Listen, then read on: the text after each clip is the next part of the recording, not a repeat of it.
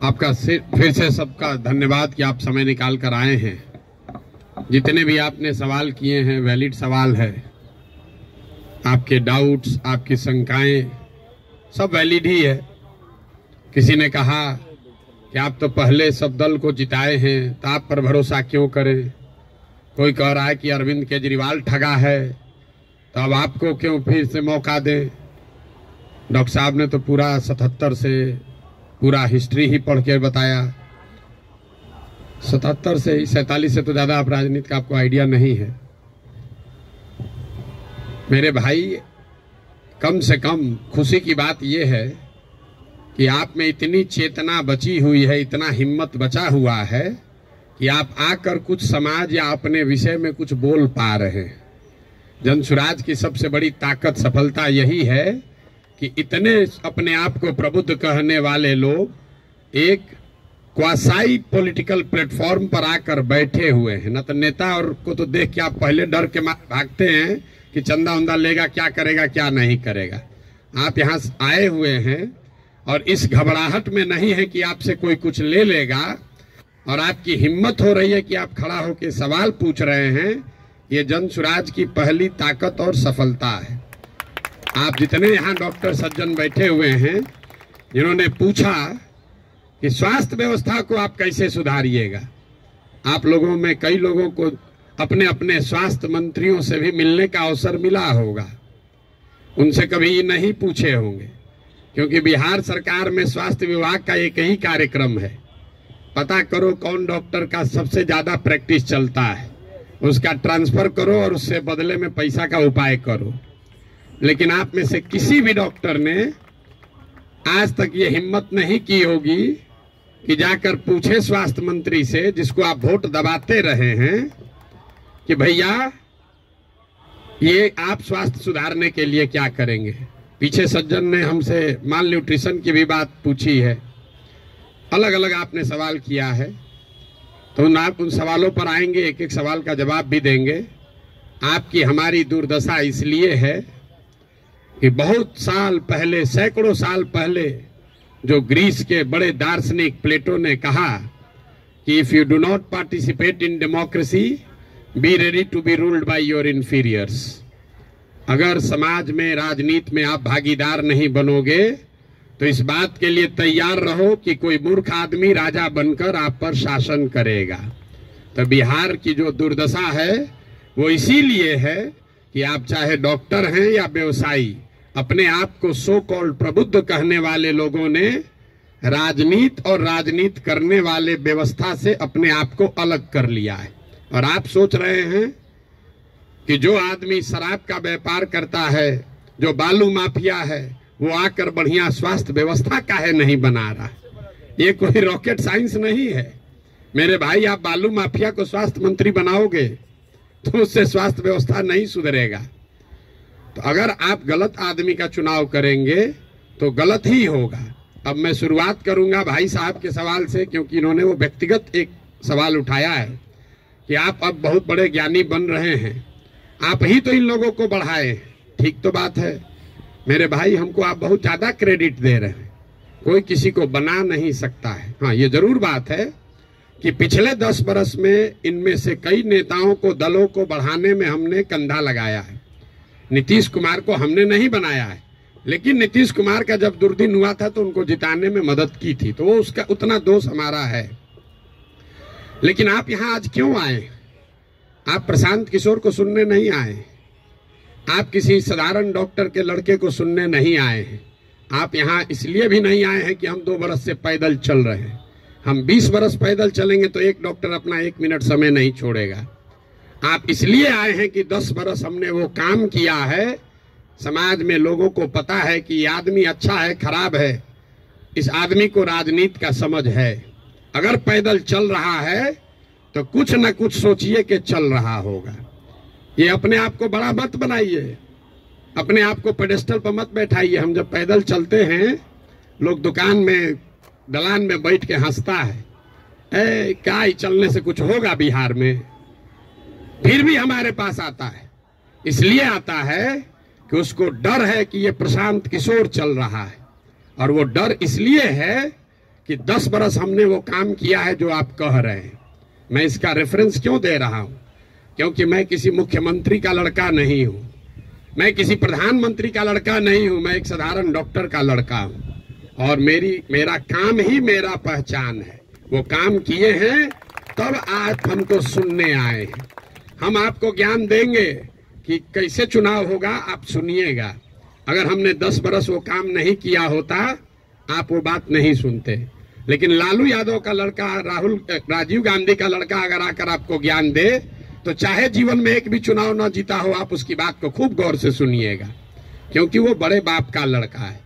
तो ये आप बात समझिए कि हमने उनको बनाया नहीं है, और अगर बनाया है तो उसको सुधारने का भी जिम्मा हम ही लेकर चल रहे हैं। आप कुछ नहीं कर रहे हैं। आप पहले भी कमेंट्री कर रहे थे, अभी भी कमेंट्री कर रहे हैं। किसी ने कहा आप पर भरोसा कैसे करें? आप पढ़े लिखे व्यक्ति हैं, अपने आप को प्रबुद्ध बताते हैं। आपसे ज्यादा तो गांव वाले जानते हैं जनसुराज के बारे में। 2 बरस से हम गांव गांव में घूमकर हमारे वोकल कॉर्ड में गांठ पड़ गया। ये बताते बताते कभी जीवन में हमने किसी से वोट नहीं मांगा। हम लोगों को यही बता रहे हैं कि हम पर भरोसा मत करो, किसी दल पर भरोसा मत करो, अपने बच्चों के लिए जगो, वोट अपने बच्चों के लिए दो। गांव वाले को बता रहे हैं, उसको समझ में आ रहा है, लेकिन यहाँ के आदमी को समझ में नहीं आएगा। और आप उससे बेहतर नहीं हैं। ये पढ़े लिखे लोगों को भ्रम है कि हम लोग बड़ा अच्छा है। बिहार का दुर्दशा इसलिए है कि यहाँ का लोग पढ़ा लिखा नहीं है।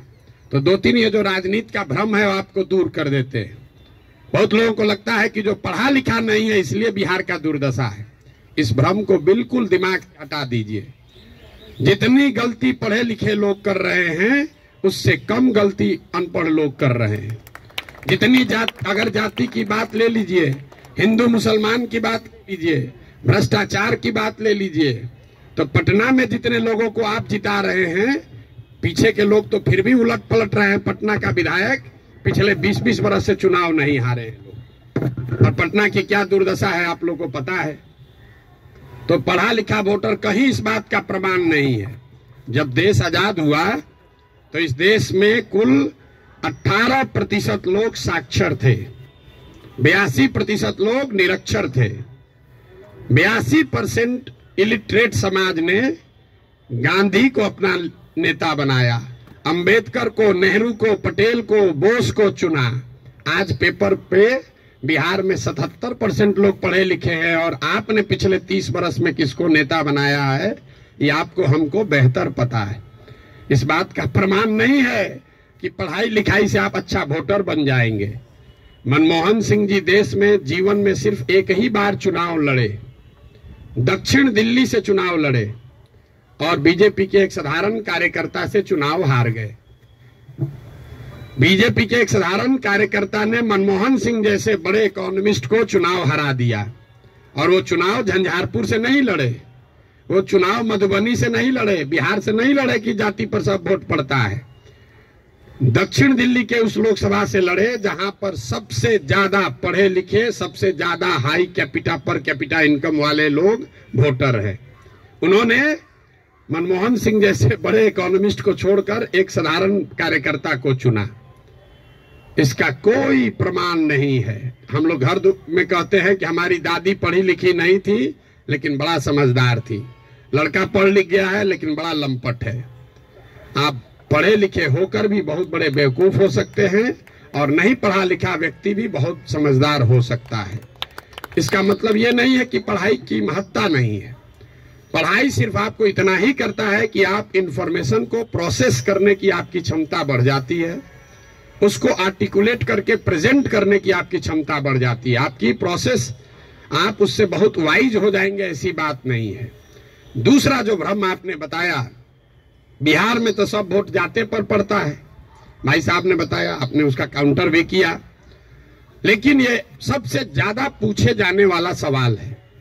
पिछले 2 बरस से हर आदमी, हर सभा, हर मीटिंग में ये कोई ना कोई जरूर पूछता है, भैया सब तो ठीक है, जाति से कैसे निपटिएगा। तो पहली बात तो ये समझिए कि जाति जो है वो सिर्फ बिहार की सच्चाई नहीं है, जाति पूरे भारत की सच्चाई है, यहाँ के समाज की सच्चाई है। जाति की महत्ता जितनी बिहार में है, इतनी ही आंध्र प्रदेश में है, इतना ही कर्नाटक में है, इतना ही गुजरात में है, इतना ही यूपी में है। आप में से कोई भी ऐसा आदमी नहीं है यहाँ जो उन राज्यों में जाकर राजनीति किया है या वहां चुनाव लड़ाया है। आप हमको बताइए, वोकालिगा और लिंगायत अगर कर्नाटक में नहीं है तो क्या बिहार में है? पटेल और क्षत्रिय अगर गुजरात में नहीं है तो क्या बिहार में है? कहाँ जाति नहीं है? जाति हर जगह है।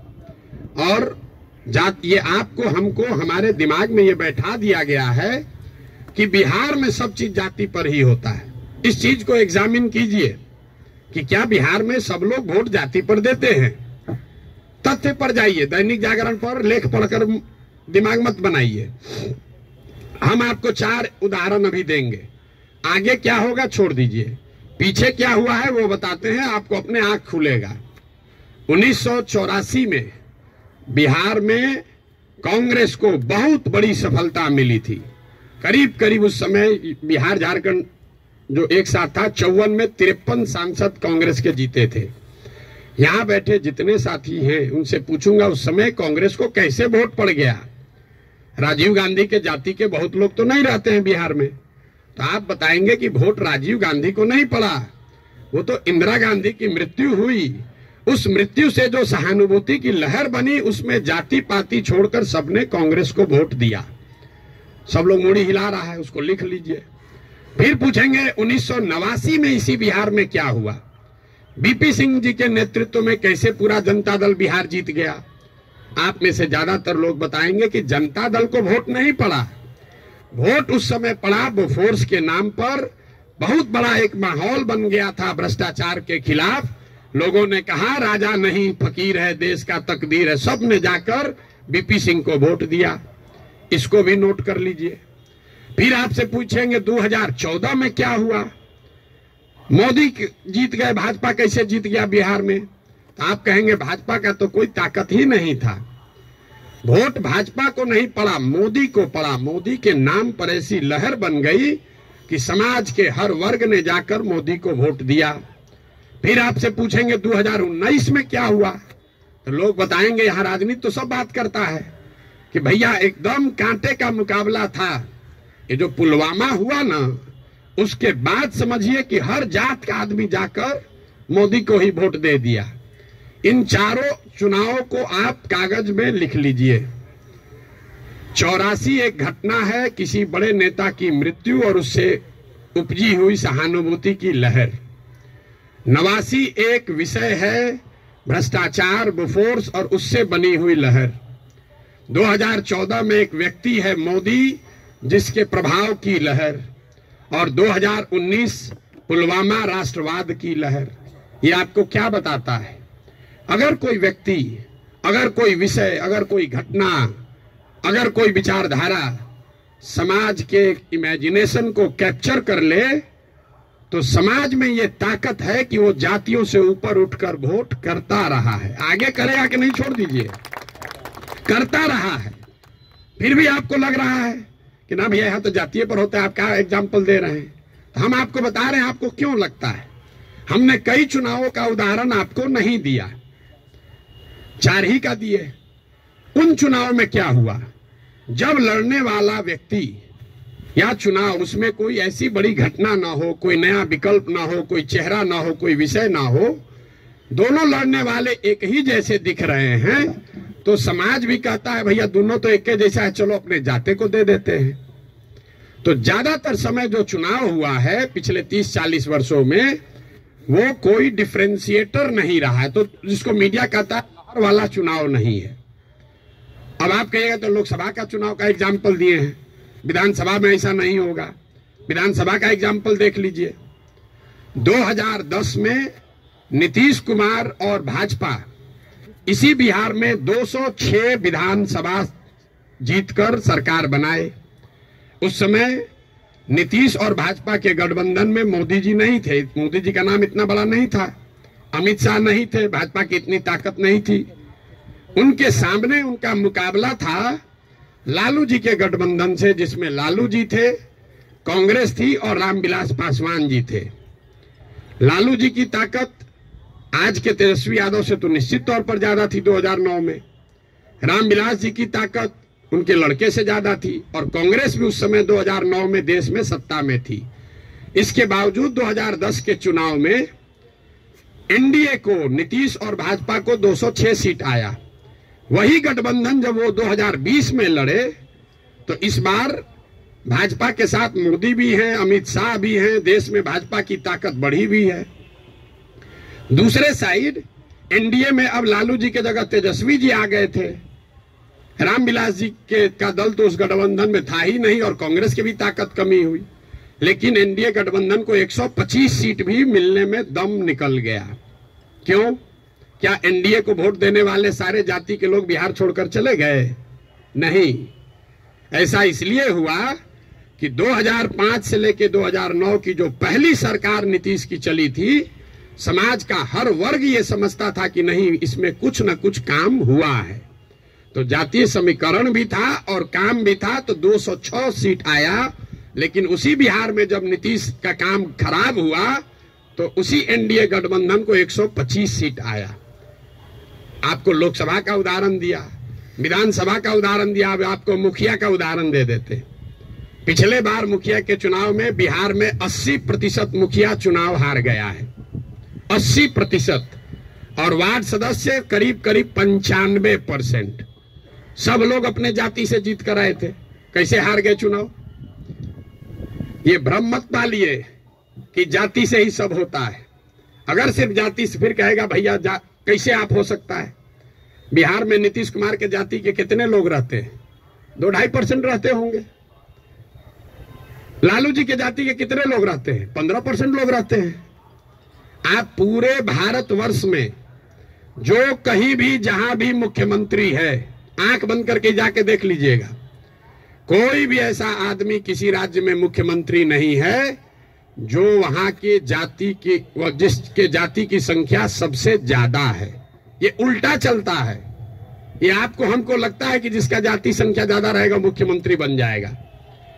जिसकी जाति की संख्या सबसे ज्यादा हो, उस जाति के आदमी को वो राज्य जीतना करीब करीब इम्पॉसिबल है, नहीं जीत सकता है। क्योंकि उस जाति से दूसरे समाज के लोग डरते हैं। वो सोचता है ये आएगा तो सब कब्जा कर लेगा, तो उसके खिलाफ कंसोलिडेशन भी होता है। आप यही नहीं, बंगाल देख लीजिए, यूपी देख लीजिए, तेलंगाना देख लीजिए, आंध्र देख लीजिए। आंध्र प्रदेश में भी नायडू जीत कर आए, कंबक कम्युनिटी के हैं, उसकी जाति की संख्या 6% है। बगल में योगी जी हैं, राजपूतों की संख्या 4% है। उसके बगल में मध्य प्रदेश में यादव जी हैं, उनकी संख्या 5% से कम है।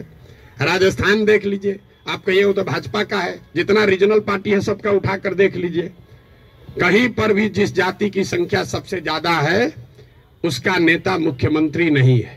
अब फिर यहाँ गलतफहमी का आदत है, कहेगा ना नीतीश तो पिछड़ा का नेता है। तो भाई अगर कोई नीतीश जी पिछड़ा का समीकरण गोलबंदी कर सकते हैं तो आप भी कर सकते हैं। आपको कौन रोका है? किसने रोका है कि कुशवाहा का जाति का कोई नहीं कर सकता है, या कोई ब्राह्मण नहीं कर सकता है, कोई राजपूत नहीं कर सकता है? भाई अगर कुर्मी समाज का आदमी कर सकता है तो कोई मुसहर भी कर सकता है, कोई कुशवाहा भी कर सकता है, कोई राजपूत भी कर सकता है। आप में वो क्षमता होनी चाहिए, वो प्रयास करने की का मादा होना चाहिए। जाति का भ्रम मत पालिए। और अंतिम बात, मान लीजिए एक बार कि आपको बात मान भी ले कि जाति बड़ा महत्वपूर्ण है, तो जिसको भी राजनीति के जरिए समाज का अगुवा बनना है, उसके पास ये विकल्प नहीं है कि समाज में सब सुधर जाएगा तब हम आएंगे। सब आदमी कहता भैया करना तो चाहते हैं लेकिन बिहार में जातिवाद बड़ा है। अरे भाई, तो जब जातिवाद खत्म हो जाएगा तब राजनीति करने आओगे, तो ना जाति कभी खत्म होगा ना कभी आओगे।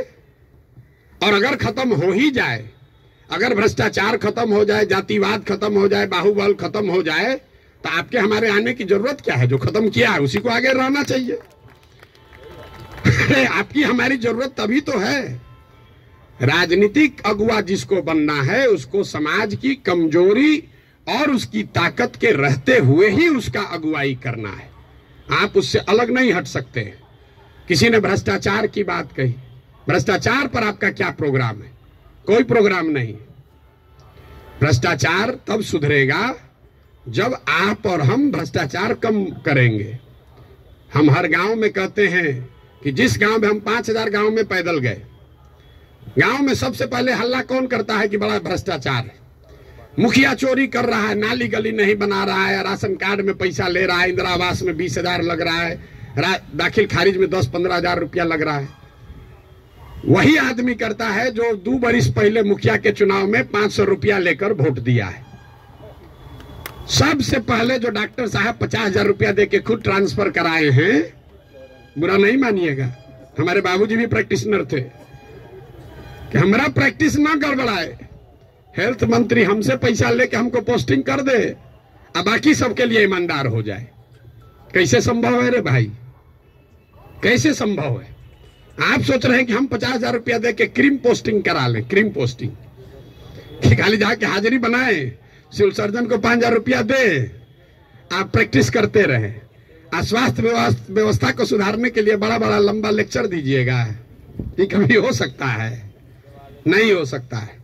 स्वास्थ्य व्यवस्था को लेकर जनसुराज की क्या सोच है? बिल्कुल ये सही सवाल है।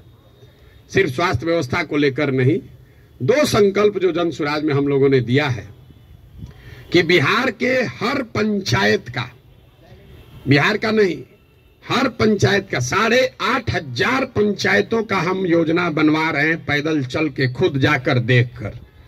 और ये तय किया जा रहा है कि उस पंचायत में पढ़ाई की व्यवस्था कैसे होगी, 800 से 1,200 रोजगार के अवसर कैसे पैदा किए जाएंगे, और उस पंचायत में जिस तरह की भी खेती होती है उस खेती को खाने वाले खेती से कमाने वाला खेती कैसे बनाया जाएगा। ये 8,500 कार्यक्रम, 8,500 डॉक्यूमेंट जारी करेंगे। आप में से ज्यादातर लोगों को पढ़ने का भी समय नहीं होगा, लेकिन 8,500 पंचायतों का अलग अलग योजना बनाकर जारी करेंगे चुनाव से पहले। उसके साथ साथ बिहार के विकास के लिए जो 10 महत्वपूर्ण पहलू हैं, उसमें स्वास्थ्य भी इंक्लूडेड है, उस पर भी 10 साल का विजन डॉक्यूमेंट बनाकर आपको चुनाव से पहले जारी करेंगे। ये बताएंगे कि बिहार में स्वास्थ्य की व्यवस्था को कैसे सुधारा जाए। आप उसको पढ़िए, समझिए, कुछ योगदान देना है योगदान भी दीजिए, सुझाव भी दीजिए, और अगर ठीक लगे तो अच्छा तब अपनाइए, हमारे कहने पर मत जाइए। अब आप कहिएगा कि अभी काहे नहीं जारी किए हैं? अभी इसलिए नहीं जारी किए हैं कि अगर अभी हम वो योजना जारी कर दें तो वो मेरी सोच होगी, उसमें आपकी और बिहार के लोगों की सोच समाहित नहीं है। पहले गांव गांव जाकर देखकर ये समझ रहे हैं, लोगों से पूछ रहे हैं कि क्या करना पड़ेगा। ज्यादातर आदमी कहेगा नया क्या देख लीजिएगा इसमें, हम आपको बता रहे हैं नया क्या देख लेंगे। हम भी बिहार के सरकारी स्कूल में पढ़े हैं, हमने अपने बाबूजी के क्लिनिक में देखा है 100 रुपया के मोनोसेफ नहीं खरीद पाने के वजह से इनके फ्लाइटिस के पेशेंट हाथ जोड़ के कहते हैं भैया मर जाए, लेकिन अब हम कुछ नहीं कर सकते, घर में कुछ नहीं बचा है, 100 रुपया। तो हमको उसकी समझ है, लेकिन इसके बावजूद जब हम 2 बरस से चल रहे हैं पैदल, तो जो गरीबी, जो बदहाली, जो कष्ट मैंने जमीन पर देखा है, इसका मुझे कभी अंदाजा नहीं था। हम संयुक्त राष्ट्र संघ में पब्लिक हेल्थ में ही 10 बरस काम किए हैं, यहाँ राजनीति में से भी जुड़े रहे, लेकिन जितनी गरीबी बदहाली हम अपनी आंखों से देख रहे हैं, ये आंकड़ों से दिखने वाली गरीबी से कहीं ज्यादा है। आपने कुपोषण की बात कही, यहाँ सब डॉक्टर बैठे हुए हैं, आप में से ज्यादातर आदमी ऐसे होंगे जो शायद ही कोई 10 से ज्यादा हीमोग्लोबिन वाली महिला आपको देखते होंगे। यहाँ हम लोग जो एक स्टडी करा रहे हैं, देखते हैं, आप देखिएगा कल से ध्यान से, गांव में कहीं जाइए, 55-60 साल से ज्यादा उम्र की कोई महिला आपको सीधी खड़ी नहीं दिखेगी, सब बेंड हो गई है ऊपर से। तो न्यूट्रिशन, आपको, आप न्यूट्रिशन समझते अगर हैं, आप लोग तो डॉक्टर हैं, तो आपको पता है कि लंबे समय तक हीमोग्लोबिन की कमी की वजह से और ग्रोइंग एज में कैल्शियम नहीं मिलने की वजह से बोन का स्ट्रक्चर इतना कमजोर है कि समय से पहले वो बेंड होने लगता है। ये जब आप गांव में चलिएगा तो देखिएगा, 5 फीट 4 इंच से ज्यादा, 5 फीट 5 इंच से ज्यादा उम्र हाइट की कोई महिला आपको दिखने वाली नहीं है। आपने ठीक कहा, न्यूट्रिशन कोई वन शॉट सॉल्यूशन नहीं है, एन इंटरजेनरेशनल प्रॉब्लम है। जिस मोदी जी के किताब पेपर की आप बात कर रहे हैं, एक आंकड़ा आपको दे रहा हूं, आज से 300 साल पहले यूरोप में लोगों की एवरेज हाइट भारत में लोगों के एवरेज हाइट से 1.4 इंच कम होती थी। अब यूरोप में 300 साल में on an average 1.6 inch Bharat से ज्यादा हो गई है। 300 वर्ष में करीब करीब 3 इंच लंबाई का असर पड़ गया है। और दुनिया भर में जो डेवलपमेंटल इकोनॉमिक्स पढ़ते हैं उनको मालूम है कि हाइट और लाइफ टर्म अर्निंग में डायरेक्ट कोरिलेशन है। The taller you are more likely to earn higher income and wages than those who are not. इसका मतलब ये नहीं कि जिसका हाइट कम है पैसा कम कमा रहा है, तुरंत लोग गणना करने लगेगा कि तो बड़ा नाटा आदमी को देखें बड़ा पैसा कमा रहा है। Height is a reflection of your overall growth. अब डॉक्टर लोग को हम क्या बताएंगे, आपको समझ है, हाइट दिख रही है और ब्रेन का ग्रोथ आपको नहीं दिखता है। तो जो लंबे समय तक स्टडीज हुई हैं उसमें यह क्लियर बताया गया है कि हाइट और लाइफ टर्म अर्निंग, समाज के सोसाइटी में लाइफ टर्म अर्निंग का डायरेक्ट कोरिलेशन है। तो बिहार में ये परेशानी है, एक झटके में मेरे भाई साहब वो खत्म नहीं हो सकता है। यहां किसी ने पर कैपिटा इनकम की बात की। बिहार में पर कैपिटा इनकम है 35,000 रुपया। देश में प्रति व्यक्ति आय है करीब करीब 1,34,000। बिहार का प्रति व्यक्ति आय है 35,000 रुपया सालाना। उसमें अगर पटना और बेगूसराय को हटा दीजिएगा तो ये प्रति व्यक्ति आय घट के हो जाएगा 22,000 रुपया। 22,000 को जरा 365 से डिवाइड कर दीजिए, देखिए कि दिन में कितना हुआ। 100 में 80 आदमी यहां दिन में 100 रुपया भी नहीं कमा रहा है। आप किस न्यूट्रिशन की बात करेंगे। मुझे एक लड़का मिला, उसको हम लोग कैंप में शाम में खाना खिलाते हैं, जो लड़के आते हैं, बहुत ज्यादा खा रहा था। तो उसको ऐसे बुला के पूछे, बेटा ये इतना रोज खाते हो। बोला सर आज तक जीवन में ऐसा हुआ ही नहीं कि हम खाना खत्म कर लिए और तसली में अभी चावल बाकी है। आज तक ऐसा जीवन में नहीं हुआ कि हमारा पेट भर गया हो और चावल अभी तसली में बाकी है। जो जितना खाना है उसी से पेट भरना है। आप न्यूट्रिशन की क्या बात करेंगे। इन बातों की चर्चा आपने ठीक कहा जनसुराज में नहीं करते। क्या करें, उसको जो सीधी बात बता रहे हैं कि 100 रुपया नहीं कमा रहे हो ये समझे में नहीं आ रहा है, तो उसको कैल्शियम और हेमोग्लोबिन का कमी बताएंगे तो उसको बुझाएगा। हमको उसको उस भाषा में समझाना है जो उसको समझ में आए। आप बहुत बड़े ज्ञानी हैं, आप व्यवस्था को सुधारना चाहते हैं, सुधारिएगा तब ना जब व्यवस्था में आइएगा। तो व्यवस्था में आने के लिए आपको उस भाषा का, उस विषय का, उस तरीके का इस्तेमाल करना है ताकि आप व्यवस्था में चुनकर आए, तभी तो ये बनेगी बात। किसी ने कहा आम आदमी पार्टी की तुलना, आपको एक पैसे भी समझ नहीं है कि जनसुराज क्या है और आम आदमी पार्टी क्या है। आम आदमी पार्टी आंदोलन से निकली हुई एक पॉलिटिकल व्यवस्था है और जनसुराज में प्रशांत किशोर का, जनसुराज का आंदोलनों में कोई यकीन नहीं है। हम रोज ये बात कम से कम 100 दफे कह चुके हैं। जनसुराज आंदोलन नहीं है, इसको जेपी के आंदोलन से कंपेयर मत कीजिए और इसको आम आदमी पार्टी के आंदोलन से कंपेयर मत कीजिए, क्योंकि आंदोलन है ही नहीं। क्यों नहीं है? हमको लोग आगे कहता है भैया आंदोलन कीजिए उससे बिहार सुधरेगा। मेरा आंदोलनों में कोई यकीन नहीं है, क्योंकि मानव सभ्यता का इतिहास आपको बताता है, पूरे दुनिया का, बिहार का, भारत का नहीं, पूरे दुनिया का मानव सभ्यता का इतिहास ये आपको बताएगा कि आज तक किसी भी आंदोलन से, फ्रांस की क्रांति को अगर आप अपवाद के तौर पर हटा दीजिए तो किसी भी रेवोल्यूशन से, आंदोलन से कभी समाज का भला नहीं हुआ है। आंदोलन और रेवोल्यूशन जो है वो किसी को सत्ता से हटा सकता है। वो तेज हथियार है जिससे आप बड़े से बड़े वृक्ष को काट सकते हैं, उससे आप नए समाज का निर्माण नहीं कर सकते। भाई साहब खड़ा होकर जेपी का आंदोलन का एक उदाहरण दे रहे थे। मेरे भाई, जेपी का आंदोलन कहां कहा गया है? आप तो जेपी के आंदोलन में शायद जुड़े हुए हैं, आपने दावा किया। जेपी के आंदोलन में कहां कहा गया है कि बिहार को सुधारा जाएगा? जेपी के आंदोलन का नारा था संपूर्ण क्रांति, इंदिरा गांधी को हटाओ। तो उस आंदोलन की, क्रांति की इतनी ताकत थी, इंदिरा गांधी को हटा दिए। नया व्यवस्था बनाने की बात कहां कही गई थी? अरविंद केजरीवाल या आम आदमी पार्टी ने नई व्यवस्था की बात कहां कही? उन्होंने कहा भ्रष्टाचार हटाओ। हम तो नहीं कह रहे भ्रष्टाचार हटाओ, क्योंकि दुनिया में कहीं इसका कोई प्रमाण नहीं है कि कोई एक कानून बनाकर आप भ्रष्टाचार खत्म कर देंगे। ये तो सतत प्रक्रिया है। जिन देशों ने भ्रष्टाचार पर अंकुश लगाया है, दुनिया में सबसे ईमानदार देश कौन है? जो स्कैंडिनेवियन कंट्रीज हैं, फिनलैंड, स्वीडन, नॉर्वे, डेनमार्क, वहां जाइएगा, वहां करप्शन मिनिमम है। आप जाकर उसका अध्ययन कीजिए कि वहां कैसे करप्शन कम हुआ।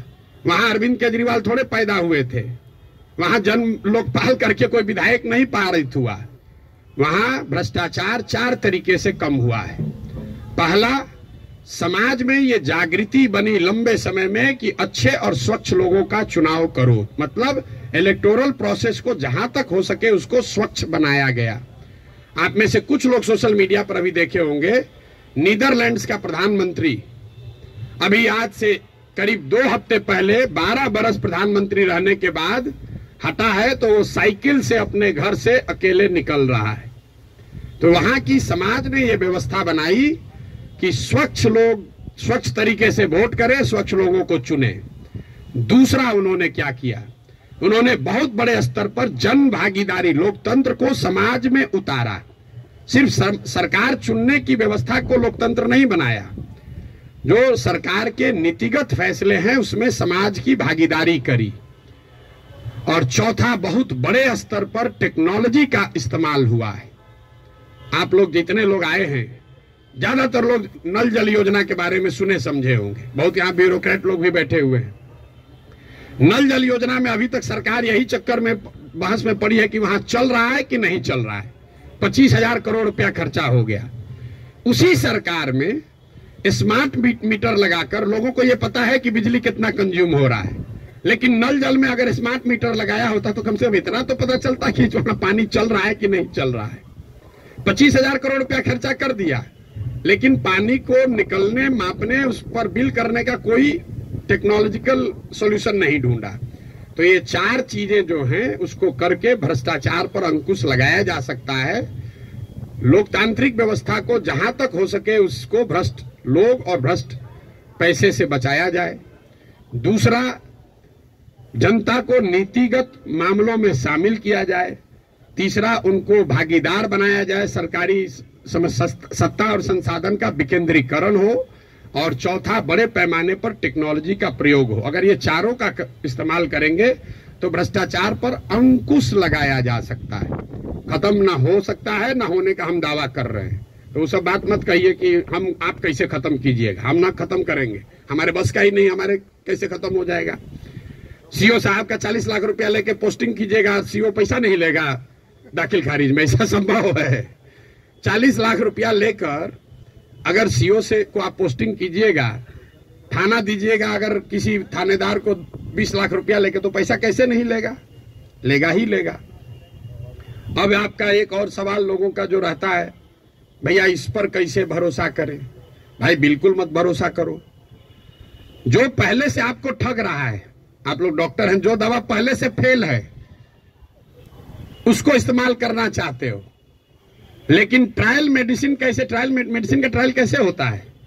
आपको मालूम है कि इसकी 100% गारंटी नहीं है, लेकिन फिर भी कहते हैं अच्छा पेशेंट मर रहा है, उसका कंसेंट लेकर आप ट्रायल मेडिसिन देते हैं कि 20% भी चांस अगर कहीं लग गया तो ठीक हो जाएगा। आप जनसुराज को वही ट्रायल मेडिसिन ही समझ लीजिए। पहले वाला तो पहले से एक्सपायर है। बताइए यहाँ के लोगों के बुद्धिमत्ता का जरा आलम देखिए। जो पहले से एक्सपायर मेडिसिन है उसको देने के लिए तैयार है, लेकिन ट्रायल मेडिसिन में शायद संभावना है 10% ठीक हो जाए, हम 10% कह रहे हैं, तो उस पर आप दाव नहीं लगाना चाहते। पहले से एक्सपायर मेडिसिन को कह रहे हैं इसी को दो। भाई किसको कंपेयर कर रहे हैं आप? अगर 2 यहां नई व्यवस्था बन रही हो तो जरूर आपका वैलिड सवाल है कि भाई आम आदमी पार्टी को दे कि जनसुराज को दे। लेकिन जब पहले से तीनों एक्सपायरी मेडिसिन है, उसके सामने कुछ भी नया हो रहा है, तो आपको तो कहना चाहिए नहीं चलो एक बार ट्राई करके तो देखते हैं। यहाँ तो 30 वर्ष से खत्म ही हो रहा है। मेरा आपसे इतना ही अनुरोध है, आग्रह है। आपने ड्राइंग रूम में रहकर बहुत बात कर ली, अपने चैम्बर में रहकर बहुत बात कर लिया, आप समाज की चिंता करने वाले लोग हैं, लेकिन इसी अव्यवस्थित समाज से आपने अपने और अपने परिवार के लिए कुछ कर लिया है। अब यह समय है कि थोड़ा ही सही कुछ न कुछ अपने इस मिट्टी के लिए, अपने समाज के लिए वापस कीजिए। प्रशांत किशोर पर भरोसा मत कीजिए। हम करें, आप करें, हमारे बच्चे करें, आज हो या 20 वर्ष के बाद हो, करना तो किसी न किसी बिहार के आदमी को ही पड़ेगा। ये बात आप गांठ बांध लीजिए। कोई तमिलनाडु से आकर बिहार की व्यवस्था सुधारने वाला नहीं है। और डॉक्टरों का और बुद्धिजीवियों के लिए अंतिम बात, आपका सबसे बड़ा स्टेक है। कई बार पैसे वाले बुद्धिजीवियों को लगता है हम तो बचे हुए हैं, इससे हमारा लड़का तो बंगलोर सेटल हो गया। मेरे भाई, आपका दुर्दशा सबसे ज्यादा है। जो गरीब है उसका बच्चा तो फिर भी छठ उठ में आ जा रहा है, ट्रेन में धक्का खा के भी। आपका बच्चा कहता है ना, कहां जाएंगे छठ में, वहां ठीक नहीं लगता है। जो गरीब है वो बूढ़ा होगा, वापस अपने घर में आएगा, क्योंकि उसको बॉम्बे बेंगलोर रहने का साधन नहीं है। लेकिन आपके बच्चे, जिसके लिए आप अभी 18 घंटा काम कर रहे हैं, जैसे हमारे बाबूजी किए, आपके बच्चे बिहार वापस लौट कर आने वाले नहीं है। अगर जहाज डूबेगा तो उसमें बैठा हुआ हर व्यक्ति डूबेगा। हमारे बाबूजी भी 12 घंटा, कभी संडे को भी छुट्टी नहीं लिए, रात दिन लगे रहे, घर बना रहे हैं। हमारा बेटा रहेगा यहाँ, हमारा पतोह रहेगा यहाँ, हमारा लिविंग रूम रहेगा। आज ही कोई आदमी आया था, भैया 4 बरस से आप घर नहीं गए, वहां बक्सर मेरा घर है, सासाराम में भी घर है, 4 बरस से वहां कोई दिया बत्ती जलाने वाला भी नहीं है। और हम तो 4 बरस से छोड़े, हमारा लड़का अगले 40 बरस नहीं आएगा, चाहे हम में जितना। ये देखिए, जिसका घर है, इनके बच्चे यहाँ नहीं है। इतना बड़ा बनाए हैं पटना में, इससे बड़ी प्रॉपर्टी पटना में नहीं होगी प्राइवेट। इनके बच्चे भी यहाँ नहीं है। अगर बिहार में वो व्यवस्था होती तो इस घर को बनाने वाले लोग भी यहाँ रहते। इस घर का ये बहुत बड़ा एग्जाम्पल है। अब देखिए इसकी दशा, जब इनके बच्चे यहाँ आकर नहीं रह रहे हैं, तो आप जो अपना मेहनत कर रहे हैं बेगूसराय में, मुजफ्फरपुर में, औराई में, कटिहार में, मेरे भाई कुछ नहीं बचेगा। इसलिए आपकी हमारी जिम्मेवारी है कि समाज को बनाइए, खड़ा कीजिए। अगर वहां अच्छा स्कूल खुल गया है तो आपका बच्चा आपके साथ रह के पढ़ रहा है। अगर यहाँ अच्छी व्यवस्था हो जाएगी तो शायद आपका बच्चा आपके साथ नौकरी करते हुए बिहार में रहेगा, वरना जड़ ही खत्म हो जाएगा। हम गांव में चलते हैं, देखते हैं जितने बड़े घर पुराने बने हैं, सब करीब करीब भूत बंगला बन गया है, ढह कर खंडहर हो गया है। तो ये प्रबुद्धों को समझने सोचने का समय है। एक अवसर अगर मिला है, आपके पास जो भी क्षमता है, जिस तरीके से भी, कुछ नहीं है, आप कम से कम मन से आशीर्वाद तो दीजिए। सवाल क्या कर रहे हैं? आपको कोई कहता सवाल करने, हमको कोई दिक्कत नहीं, दिन भर आप सवाल कीजिए, हम तो दिन रात यही काम करते हैं। लेकिन सवाल करके आप किसी का भला नहीं कर रहे हैं, आप अपना ही नुकसान कर रहे हैं। अरे कुछ नहीं कीजिए, कम से कम कुछ अच्छा हो रहा है उसके समर्थन में एक आवाज तो लगाइए। वो भी नहीं कर सकते हैं, गुड विशेष आशीर्वाद तो दे सकते हैं। आपसे तो कोई पैसा मांगा नहीं, वोट तो देने आप जाइएगा नहीं, ऐसे भी वोट देने तो ऐसे भी नहीं जाइएगा। आपका वोट है कहाँ? आप अपने को जबरदस्ती बैठाए हुए हैं एवरेस्ट पर। आपको पूछ कौन रहा है? आपको पूछ कोई नहीं रहा है। तो अपने आप को रेलेवेंट बनाइए, ताकि आपके आने वाली पीढ़ी इस जमीन से जुड़ी रहे। आप जिस काम को करने के लिए अपना अभी जीवन खपा रहे हैं, आपके पास 1 मिनट नहीं है कि सांस भी ले। जो चीज बना रहे हैं उसको भोगने वाला, उसका उपयोग करने वाला कोई नहीं बिहार में बचेगा आपका अपना, अगर आप बिहार की व्यवस्था को सुधारने के लिए कुछ न कुछ न करें। और ये आपकी हमारी नैतिक और मौलिक जिम्मेवारी भी है कि अगर भगवान ने हम लोगों के लिए अच्छा कुछ कर दिया है तो हम लोग की जिम्मेवारी है कुछ हम लोग वापस इस समाज को दें। अब आपका और कोई सवाल है तो कर लीजिए। बहुत बहुत धन्यवाद।